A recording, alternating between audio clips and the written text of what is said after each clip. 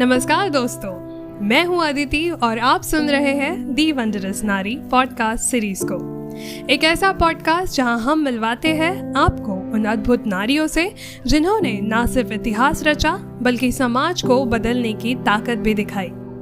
कभी तलवार उठाई तो कभी कलम चलाई, कभी समाज से लड़ी तो कभी अपनों के लिए लड़ाई लड़ी। इनकी कहानियां सिर्फ प्रेरणा नहीं, एक इतिहास है, एक जुनून है, एक आग है जो हर दिल को रोशन कर देती है। क्या आप तैयार हैं जानने के लिए उन नारियों की कहानियां जिन्हें इतिहास ने कभी सिर झुकाकर सलाम किया और जिनकी छाप आज भी अमिट है? तो चलिए शुरुआत करते हैं दी वंडरस नारी पॉडकास्ट सीरीज के 12वें एपिसोड को। इतिहास में कुछ नाम चमकते हैं तो कुछ यूं ही छुपे रह जाते हैं। आज हमने उन्हीं को ढूंढने की कोशिश की है। आज हम जिस रानी की गाथा लेकर आए हैं वो एक ऐसी नायिका थी जिन्होंने विदेशी ताकतों को ललकारा, समंदर की लहरों को चीरकर दुश्मन से लड़ी और अपने छोटे से राज्य को स्वतंत्रता की ढाल बनाकर खड़ा किया। उनका नाम था रानी अब्बक्का चौटा। जी हाँ, आप में से चंद ही लोग होंगे जिन्होंने ये नाम सुना होगा, लेकिन जिन्होंने नहीं सुना है उनके लिए मैं हूं ना, आप सबको इन्हीं की कहानी आज बताने जा रही हूँ। ये कहानी है 16वीं शताब्दी की। 16वीं शताब्दी का भारत। एक तरफ दिल्ली में मुगल शासन बढ़ रहा था, वहीं समुद्र के रास्ते पुर्तगाली व्यापारी बनकर आ रहे थे और धीरे धीरे भारत के तटीय इलाकों पर कब्जा करना उन्होंने शुरू किया। पश्चिमी तट पर स्थित कर्नाटका के उलाल नामक छोटे से बंदरगाह राज्य पर उनकी नजर जमी थी। ये क्षेत्र व्यापारिक दृष्टि से बेहद महत्वपूर्ण था। मिर्च, मसाले और समृद्धि व्यापार के लिए प्रसिद्ध हुआ करता था। इसी उलाल राज्य पर शासन करती थी रानी अब्बक्का चौटा।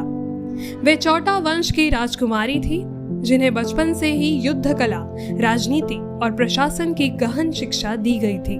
उनकी दादी और माँ भी शासन में दक्ष थी, इसीलिए अब्बक्का को एक सशक्त महिला के रूप में तैयार किया गया था।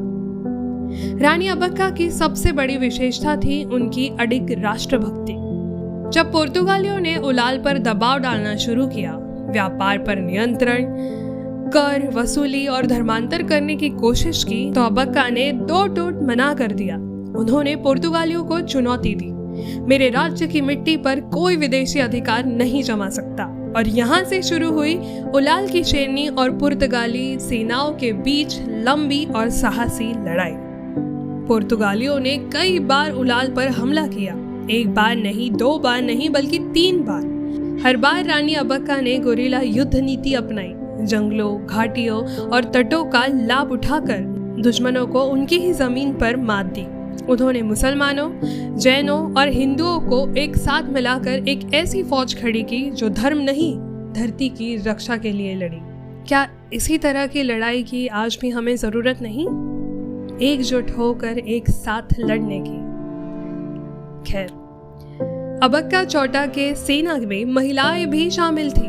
तलवारबाज, धनुर्धारी, संदेशवाहक, हर तरह के काम में महिलाएं सज्ज थी।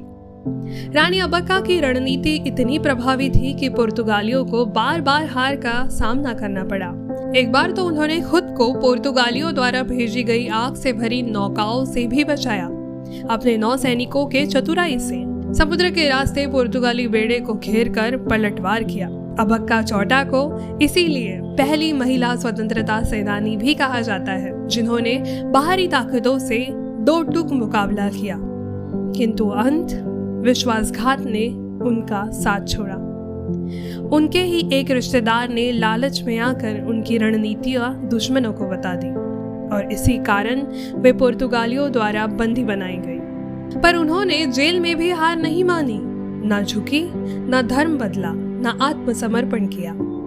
वे एक सच्ची योद्धा बनकर इतिहास के पन्नों में अमर हो गई। आज रानी अब्बक्का चौटा को भले ही इतिहास की मुख्य धारा से ज्यादा जगह ना मिल पाई, पर कर्नाटका की मिट्टी उन्हें अब्बक्का रानी कहकर आज भी गर्व से याद करती है। उनकी स्मृति में अबक का उत्सव मनाया जाता है, उनकी मूर्तियां बनाई गई है और उनके साहस की कहानियां लोक गीतों में भी गाई जाती है। तो साथियों, ये थी कहानी दक्षिण की रानी अबक्का चौटा की।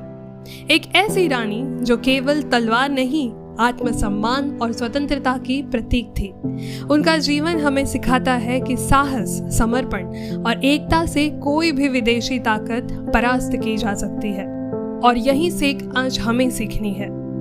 दुश्मन देशों के साथ एकजुटता से लड़ने की तैयारी हम सब में होनी चाहिए। आपसी युद्ध को छोड़कर रणभूमि में एकजुटता से उतरने की आज जरूरत है और इसीलिए हम सभी देशवासियों का एक रहना बहुत ज़रूरी है। आशा करती हूँ आप इस कहानी से वो सीख ले सके।